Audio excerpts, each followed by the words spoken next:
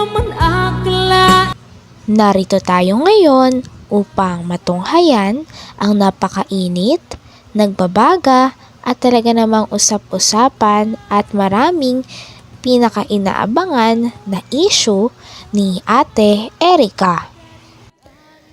Kasalukuyan ngang binabasa ni Kalingap Val Santos Matubang ang isang message ng pananakot na konektado sa mga sponsors. At sabi nga ni Kalingap Val na kung may reklamo sila ay dapat kasuhan ito at sa legal na paraan dahil mali ang pananakot gamit ang social media. Pwede niya na nga daw ito agad maging ebidensya laban sa nagpost. Kaya naman maling-mali ito. Oy, sa mga bagong bukas ang ating pong live, ito po ay yung grupo ng E-Lovers. E-Lovers! Buko ninyo eh. Tapang kayo ay. Uy, kapit dyan. See you in court! Nagagalit kayo kasi di namin kayo binigyan ng pera. Grabe kayo magsalita sa matanda. Di kayo naawa sa matanda. Kasi mukha kayong pera! Grabe kayo magsalita. Ha? Ayoko na. Tapang nyo. No. Tapang-tapang nyo.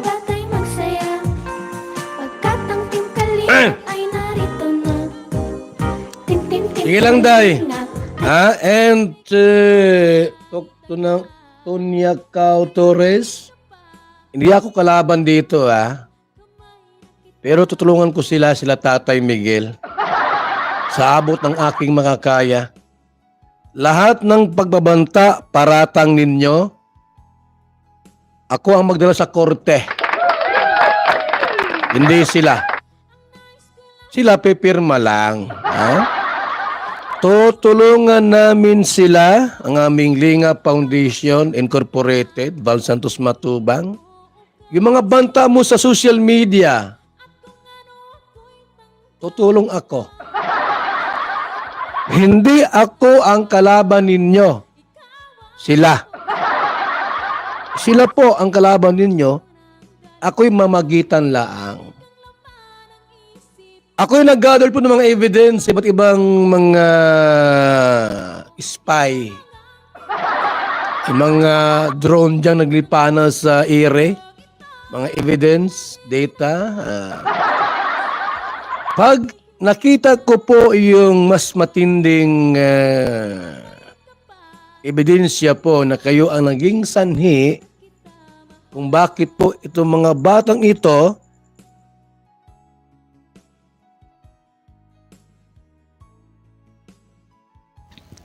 Sabi pa nga ni Kalingap Val Santos Matubang na ang mga ganito daw na post na may pananakot sa social media ay pwede daw pumasok sa cybercrime. Baka nga daw puntahan niya pa sila Lolo Miguel at ang tita nila Ate Erica upang isama at i-report itong post na ito na talaga namang alarming dahil meron ng pagbabanta at nakalagay pa sa social media.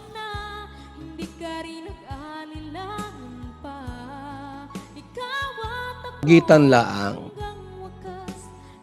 Ako'y nag-gather po ng mga evidence, iba't ibang mga spy. Yung mga drone dyan naglipana sa ere. Mga evidence, data. Pag nakita ko po yung mas matinding ebidensya po na kayo ang naging sanhi kung bakit po itong mga batang ito ay na-brainwash ang utak nila at naging kaaway nung matanda. Manda kayo.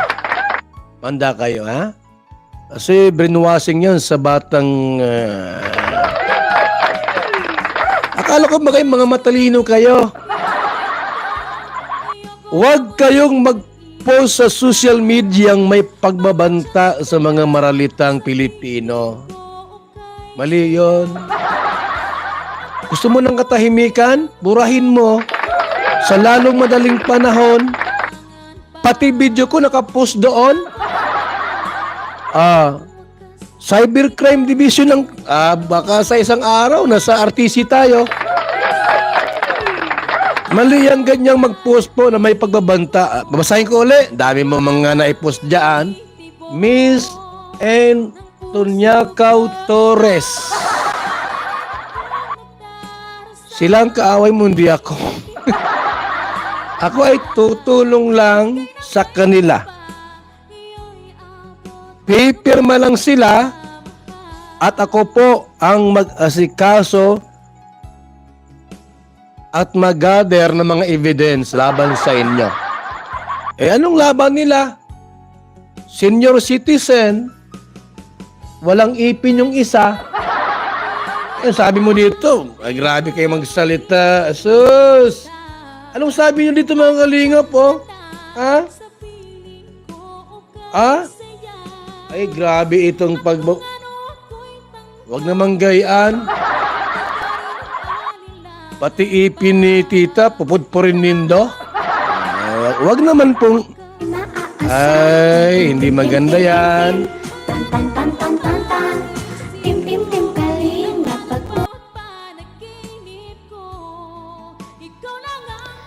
Sa vlog din na ito ay pinaparinggan nga ni Kalingap Val Santos Matubang ang mga tao na nangingialam sa projects ng Kalingap.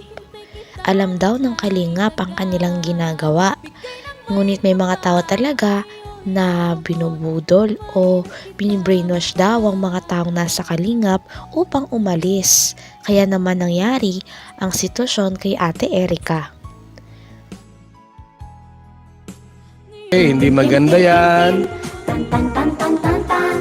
Tim Kalingap, pagtulong sa mahirap ay maaasahan nating makakamtan. Ay, magandang evening sa ating lahat. Sa magising pa po dyan, good evening. Yan po, gusto na pong humingi ng tawad itong si Sheila May at Erica. Pero may pumipigil sa kanilang dambuhala. Mayroong leon na pumipigil sa kanila, hawak sa liig. Ano man ang gusto nito, itong dapat nyong gawin. Anong tawag dyan mga kalingap?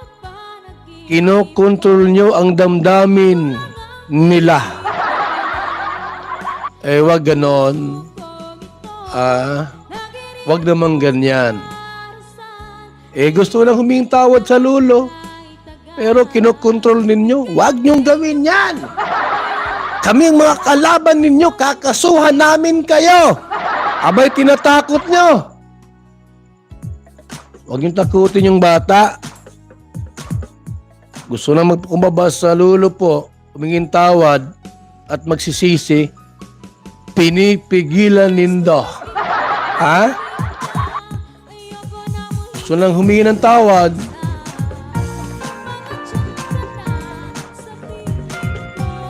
lumalakas ang loob nila ay lumakas ang loob na kunin yung kalahating milyon sa Kalingap sapagkat inutusan ninyo. Ay, kunin nyo ang kalahating milyon kay Jun A, kay Kalingap Rob. Inutusan ninyong kunin. Tuloy, nasira ang pangalan nila. Sino may gawa? Kayo. Kung hindi dahil sa inyo, nakikialam kayo ay mga pakialamirang maray. Ay, Jesus!